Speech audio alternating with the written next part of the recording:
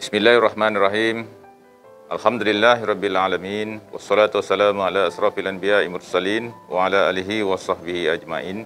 Assalamualaikum warahmatullahi taala wabarakatuh dan selamat sejahtera yang berusaha Timbalan Pengarah Kanan Bahagian Pembangunan Kurikulum, pegawai-pegawai Bahagian Pembangunan Kurikulum dan wakil-wakil daripada bahagian-bahagian di Kementerian Pendidikan Malaysia, Timbalan-timbalan pengarah Jabatan Pendidikan Negeri, pegawai-pegawai dari Jabatan Pendidikan Negeri dan pejabat pendidikan daerah seluruh negara, tuan-tuan, puan-puan yang saya hormati sekalian.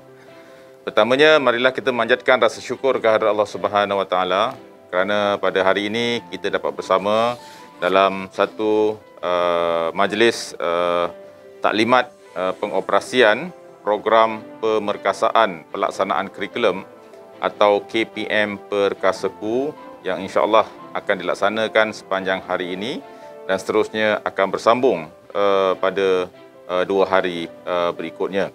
Dan alhamdulillah majlis ataupun taklimat pada kali ini dilaksanakan secara dalam talian ikuran daripada kita masih lagi berada dalam situasi pandemik COVID-19 dan Pelan Pemulihan Nasional. Tuan-tuan dan puan-puan yang saya hormati sekalian, Kementerian Pendidikan Malaysia amat prihatin dengan pembelajaran murid, terutamanya dalam situasi krisis pandemik COVID-19 yang masih lagi melanda negara kita dan ianya juga melibatkan kesan daripada Perintah Kawalan Pergerakan bila mana pengajaran dan pembelajaran secara bersemuka terpaksa digantikan dengan PDPR. Tuan-tuan dan puan-puan yang saya hormati sekalian, Kementerian Pendidikan Malaysia sesungguhnya amat prihatin dengan pembelajaran murid kita, terutamanya dalam situasi pandemik COVID-19 yang masih lagi melanda negara kita. Dan secara umumnya juga kita nampak bahawa landscape pendidikan negara juga berubah ikuran Perintah Kawalan Pergerakan dan Pelan Pemulihan Nasional apabila PDP telah berubah kepada PDPR dan pengajaran dan pembelajaran secara bersemuka tidak dapat kita laksanakan. Dan dalam situasi ini, bagi memastikan kelangsungan pembelajaran anak-anak kita, pembelajaran ini perlu dilaksanakan mengikut kesesuaian dari segi lokaliti, kemudahan infrastruktur, keupayaan guru dan tahap penguasaan murid. Dan untuk itu, KPM sentiasa mengambil berat dan fokus terhadap pembelajaran murid yang mungkin terjejas akibat penutupan sekolah yang saya kira agak lama. Dan untuk itu, kita telah mengambil inisiatif untuk meneliti laporan, penulisan dalam akhbar, dalam makalah, dalam mana-mana media sama ada di dalam negara dan di luar negara berkaitan dengan pelaksanaan pembelajaran sepanjang tempoh tersebut sebagai perbandingan untuk kita mengatur strategi bagaimanakah inisiatif terbaik boleh kita laksanakan untuk membantu anak-anak kita. Dan daripada pemerhatian serta analisis yang kita peroleh, dapatan menunjukkan bahawa berlakunya isu-isu seperti learning loss dan learning gap dalam kalangan murid-murid kita.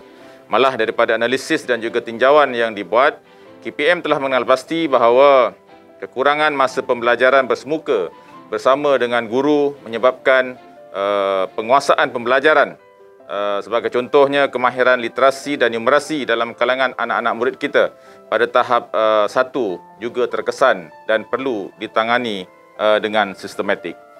Sebagai usaha untuk merapatkan jurang pembelajaran yang berlaku, KPM telah pun merancang dan melaksanakan program pemerkasaan pelaksanaan kurikulum ataupun ringkasnya dikenali sebagai KPM Perkasaku. Program ini memberi fokus yang menyeluruh dalam usaha KPM yang pertama untuk memulihkan tahap penguasaan murid-murid kita dalam pembelajaran mereka. Ini bermakna perancangan yang strategik dan berfokus juga perlu dilaksanakan. Dan untuk itu KPM menyarankan agar pertambahan masa juga perlu kita laksanakan dalam bentuk jadual waktu yang dipanjangkan atau penyelarasan semula takwim persekolahan. Ini adalah untuk memberi peluang kepada anak-anak kita untuk memperoleh kandungan asas yang diperlukan dalam pembelajaran mereka. Ini juga merangkumi kaedah bridging, iaitu pengayaan dan pengukuhan yang akan dilanjutkan sehinggalah Februari 2022. Untuk makluman tuan-tuan dan puan-puan, terdapat 4 perkara utama yang perlu diberikan fokus dalam program KPM Perkasaku ini, iaitu yang pertama, strategi pengukuhan dan pengayaan yang bertujuan untuk merapatkan jurang pembelajaran yang timbul akibat pelbagai kekangan semasa kita melaksanakan PDPR. Itu yang pertama. Yang kedua ialah program pemugaran literasi dan numerasi yang merupakan strategi bagi KPM untuk membantu murid, guru dan ibu bapa penjaga untuk mengukuhkan lagi kemahiran literasi dan numerasi pada tahap yang asas sesuai dengan tahap keupayaan anak-anak kita. Dan program ini akan dilaksanakan khususnya kepada kumpulan murid tahap 1 yang masih lagi belum menguasai tahap minimum 3M semasa tempoh PDPR. Yang ketiganya, kita memastikan juga pentaksiran bilik darjah seiring dengan proses pembelajaran yang berlaku, dan ini adalah merupakan proses yang berterusan, dan ini juga merupakan komponen yang sangat penting bagi kita mendapatkan maklumat untuk mengenal pasti dan merekodkan perkembangan, kemajuan, kebolehan dan pencapaian anak-anak kita dalam PDP ataupun PDPR agar ianya tidak diabaikan sama sekali. Dan untuk itu, PBD ini dilaksanakan dan diteruskan bagi memastikan tahap keupayaan dan penguasaan pembelajaran anak-anak kita sentiasa boleh ditaksir, boleh direkod dan dipantau walaupun dalam tempoh PDPR. Dan yang keempatnya ialah satu sistem penyimpanan bahan pengajaran dan pembelajaran sebagai satu sokongan kita yang dikenali sebagai repositori sumberku. Kita perkenalkan bagi mengurus, menyimpan dan menyediakan akses kepada bahan dalam bentuk digital yang telah pun disediakan. Dan sumberku ini digunakan sebagai pusat penyimpanan bahan sumber khusus untuk sekolah rendah dan sekolah menengah yang mana dimuat naik di pelantar delima kita. Guru-guru dan ibu bapa, penjaga serta anak-anak murid boleh mengakses bahan ini pada bila-bila masa dan di mana-mana juga.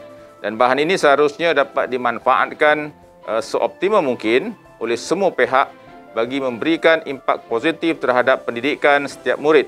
Dan pelbagai bahan sokongan boleh diakses dalam sumberku ini dalam bentuk lembaran kerja, kuis, nota, gamifikasi, panduan pengajaran, video dan lain-lain yang bersesuaian dengan proses pengajaran dan pembelajaran.